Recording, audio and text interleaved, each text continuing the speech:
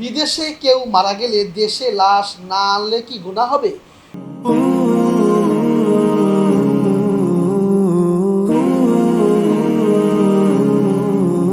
প্রিয় ভাই, সাধারণত মৃত ব্যক্তির লাশ দাফনের নিয়ম হচ্ছে যত দ্রুত দাফন করে দেওয়া যায়।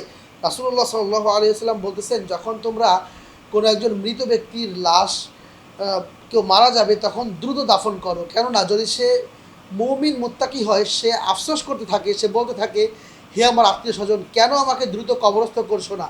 কবরে গেলেই তো আমি জান্নাতের একটা নিয়ামত ভোগ করার সুযোগ পাবো।